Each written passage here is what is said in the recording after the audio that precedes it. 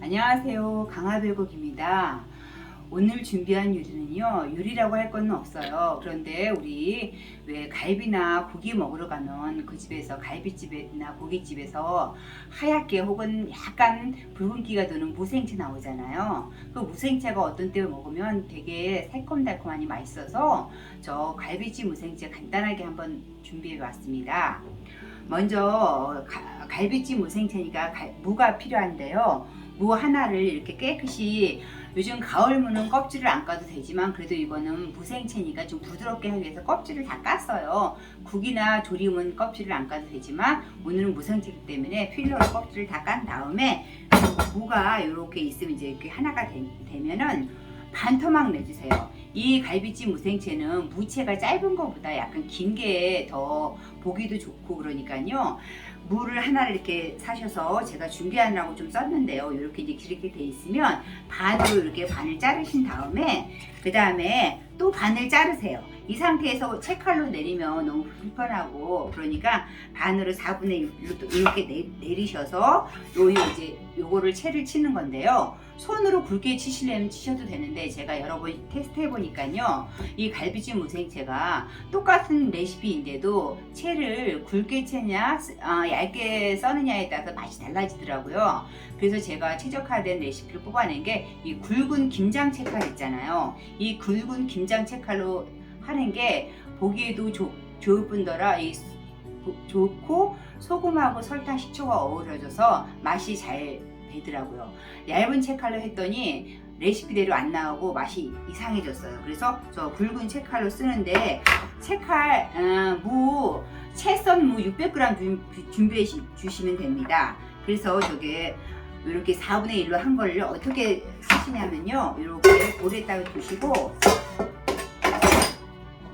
이렇게 손 위험하니까 면장갑을 끼시고 이렇게 미시는 게 아니라 세로로 이렇게 측면으로 밀어주세요.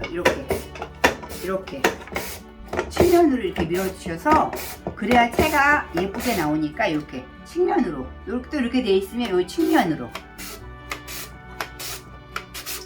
이렇게 해서 무채를 600g을 준비해 주세요. 600g을 먼저 무채를 600g 준비해서 제가 아까 좀 미리 준비해 놨습니다. 600g을 굵은 무채 김장 채칼로 썰어서 600g 준비했고요. 그 다음에 얘 물을 절여줄 단천물을 준비해야겠죠. 먼저 설탕 굵은 걸로 큰 수저로 4수저예요. 이렇게 해가지고 큰 수저로 4수저 준비해 주시고, 이거 4수저 계량해 놓은 거예요. 그 다음에 식초도 똑같이 4수저 준비하시는데요. 제가 해보니까 이 식초는 양조 식초보다 이렇게 사과 식초가 좋더라고요. 그래서 사과 식초 4스푼 준비했고요. 큰 수저로 4스푼. 그 다음에 또 간이 필요하잖아요. 여기서 제가 항상 말씀드리는 것처럼 소금은 약간 민감한 재료이기 때문에 5천년 꽃소금을 저는 사용했어요. 딱 5천년 꽃소금이 떨어져서 슈퍼에 갔더니 5천년 신비 천일염을 갈아놓은 게 있어서 이걸 좀 더 곱게 썰어서 했는데 저는 5천년 신비 꽃소금 준비했습니다. 5천년 신비 꽃소금 약간 입자가 있어요. 이렇게 입자가 있는 걸로 이렇게 큰 수저로 하나 이렇게 준비했습니다. 입자가 가는 건 항상 말씀드리지만 좀 적게 넣으셔야 돼요. 이렇게 해서 얘를 단천물을 만들어서 이렇게 저어주세요. 지금은 잘 녹지 않지만 이 무채가 들어가서 이렇게 하다 보면 이게 다 녹아요. 이게 다 녹으면서 여기다 이제 하얗게 하시려면 이 상태에다가 이 무를 절이시면 되고요. 저는 2가지를 준비했는데요.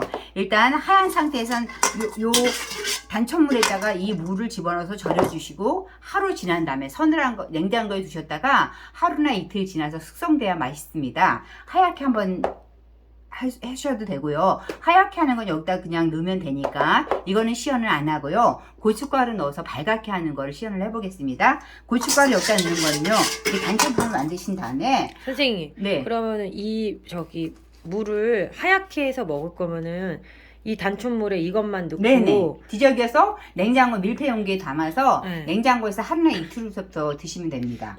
그 다음에 요거는 지금 하시는 건 그럼 빨간 거 예. 빨갛게 네. 하는 거는 어떤 게 곱게 고춧가루가 왜 갈비집 가면 얌전하게 좀 단아하게 볼그스러운 기운만 있잖아요. 그걸 보여드리려고 그래요. 그래서 전 붉은 것만 시연할게요.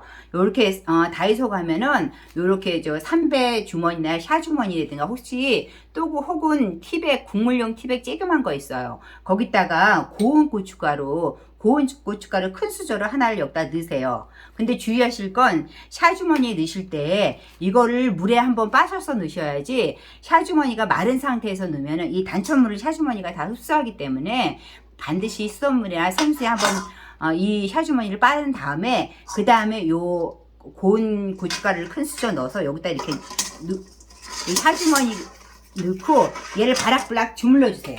이렇게 국물이 작아서 좀 바락바락 주물러 색깔이 안 날 것 같지만 여기다가 이제 무를 집어넣을 거기 때문에 색깔이 나요. 이렇게 조금 이렇게 무 색깔 고춧가루가 배어 나왔잖아요. 그럼 국물이 약간 부족한 듯 하니까 아까 우리가 붉은 채칼로 해놓은 이 600g짜리 무를 여기다 집어넣으시는 거예요. 집어넣으셔가지고 이렇게 저 손 씻었습니다. 이렇게 해가지고 이렇게 지금은 발그만 색이 잘 안 나잖아요. 아니면 수분이 없으니까 이 고춧가루가 아직 이렇게 나오지 않았으니까요. 이렇게 손으로 이렇게 하셔가지고 이 고춧가루를 더 입혀주는 거예요. 이렇게. 그럼 점점 색깔이 갈비찜 무생채 색깔이 나잖아요. 이렇게 해가지고 얘를 마찬가지로 여러분들이 원하는 상태의 고춧가루 색깔이 날 때까지 해주시면 돼요. 저는 가장 개인적으로 생각하는 게 환타 색깔 정도가 났을 때가 가장 이쁘더라고요. 그래서 저는 고춧가루가 이 무생채가 환타 색깔이 날 때까지 좀 입혀주었고, 만약에 이게 이제 조금 더 고춧가루를 더 불러주시면 무에서도 물이 나오고 그러니까 이게 불어가지고 고춧가루가 더 많아지겠죠. 그래서 저는 이게 숙성을 해야 맛있어요. 지금 당장에서 먹고 맛없고 어제 해서 냉장고에 넣는 거 하얀색하고 붉은색 해놓은 게 있으니까 한번 보여드리겠습니다. 이 갈비찜 무생채는 꼭 반드시 하루 이상, 제일 맛있을 때가 이틀 정도 숙성됐을 때가 맛있걸랑요. 그래서 제가 하나는 붉은색으로 만들어 놨고 어제 하나는 하얀색으로 이렇게 했어요. 그래서 이렇게 아까 우리가 버무린 것도 점점 색깔이 나고 있잖아요. 여기서 해가지고 뭐 집에 실파 있으면 실파 몇 개 이렇게 넣으셔가지고 하셔도 되는데 실파 안 넣어도 예쁘더라고요. 이렇게 해서 차갑게 두셨다가 고기나 갈비 드실 때 혹은 요거 국물만 싹 건져가지고 청국장 끓여서 밥 비벼 먹어도 맛있어요. 오늘 이렇게 간단한 영상 한번 갈비찜 무생채 준비해 봤는데요. 여러분들한테 도움이 됐으면 좋겠습니다. 끝까지 시청해 주셔서 감사합니다.